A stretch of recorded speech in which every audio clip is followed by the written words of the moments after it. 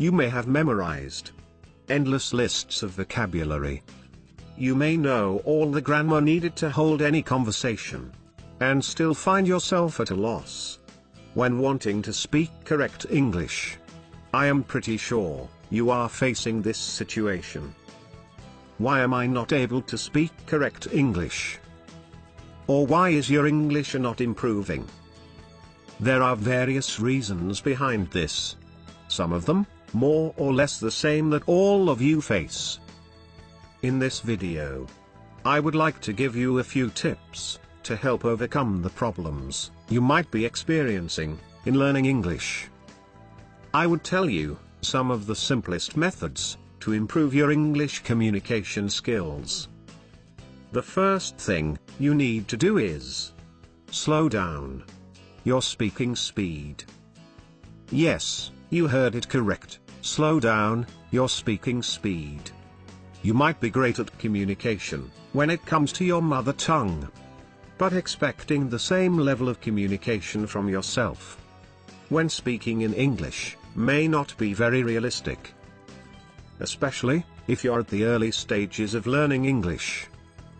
Students are often told not to worry about the mistakes they're making.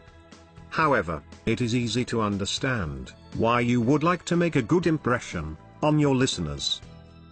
To overcome this difficulty, you may try slowing down your English speaking speed. Nobody will hold it against you if you speak more slowly and clearly. Great speakers do the same to get their message across. Selecting your words carefully may also be seen as a sign of respect towards your audience. It shows that you want to give them the best possible answer.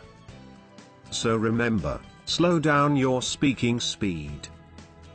The second tip I have for you is, give yourself time to think. You may be worried that the people you are talking to are impatient and would like you to say what you want to as quickly as possible. First of all, it may not be true. People often prefer a well-thought-out answer to a rushed one. So just relax. Another practical thing you can do is equipping yourself with fixed phrases. You can use these fixed phrases instead of remaining silent. Doesn't that seem to be a good option? Let me explain that to you with an example. If someone asks you, "Why is there so much violence shown on the TV?" you could reply saying, "That's a good question. Let me think for a moment. I haven't really thought about it before. Well, I suppose," and then you could give your answer. By doing so you get considerable amount of time to reflect just by repeating the question and adding a few sentences. If you do the same, you'll sound more fluent and won't feel the pressure of having to say something before you're ready.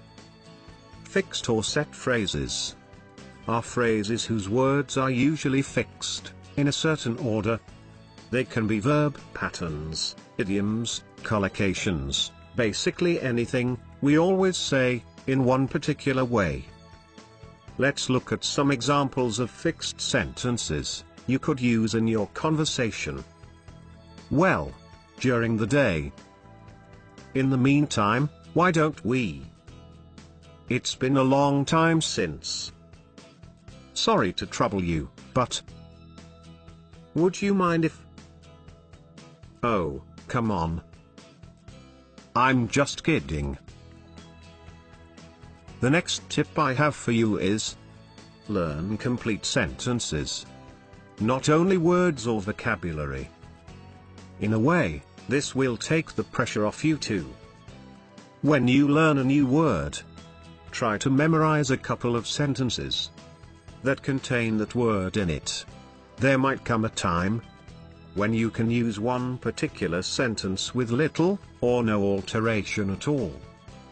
Unfortunately, many people learn words by heart, but have no idea how to use them in a sentence when it comes to real conversation. You could also visit our YouTube channel, Daily Video Vocabulary. On this channel, you would learn a new word, idiom or a phrase daily. You would have more than 10 sentences to practice the vocabulary you have learned. The link is mentioned in the description of this video. You can check that out after watching this video. Coming back to this lesson, when you learn complete sentences, it will be such a relief, not having to worry about whether the sentence is correct grammatically or not. Let's look at an example. To appreciate. To appreciate means to recognize the value of something or somebody. If you have to use it in a sentence, you could say, I think it's necessary to feel appreciated in a relationship. I appreciate all your hard work. Isn't it much more useful to memorize appreciate in this manner, by learning complete sentences?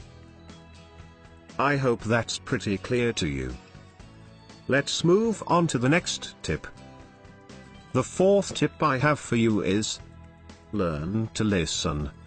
When speaking English, you might be so focused on what you are saying, and whether it's correct or not, that you forget to listen to what others are saying. This is a big mistake, as they might be using the exact words or grammar that you'll be needing later on. So pay attention to what's being said around you. It's your most important resource at the time of speaking to someone.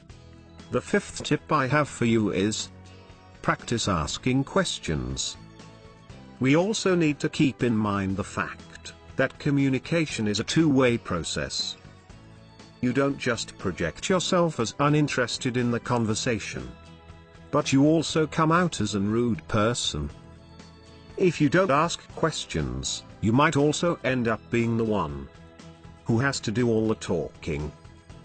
So, when you've run out of ideas about what to say next, remember, others might have something to add. Some of the English phrases you could use to keep the conversation going are, what are your views on that? How about you? What do you think? Why do you think there's so much violence on TV? Questions like these will keep the conversation going, and will show your interest in other people's opinion. That will also give you time to relax a little, and start enjoying yourself. Asking questions can be quite tricky. So make sure you spend enough time learning the correct ways of asking questions. Well, the last tip for today is, produce, produce and produce. As I said at the beginning of this English lesson, you might know a lot about the English language. But this is passive knowledge that must be activated somehow. Your aim is to be able to speak correct English. Practice is undeniably the best way to learn and improve your English. Writing is one way of activating and practicing the English language. It may help you get used to and reflect on the ways English operates, which, in turn, might prove to be useful when speaking English. Spoken English, on the other hand, is a much more spontaneous process. And nothing prepares you for it better than actually doing it. So, find people you can practice with, either on Skype, or on language exchange sites. Or here on our channel in the comment section, you could answer some of the comments, ask some questions as well. Don't you think it would be a great learning curve? So use all the tips that I have shared with you to improve your English communication skills. Don't forget to click on the bell icon to get notifications of your new English lessons when they are up on our channel. Subscribe to our channel and watch other lessons. We have a library of more than 900 English lessons for you. It's time for me to sign out. I would see you soon with some interesting tips to improve your English skills. Till then, you take care.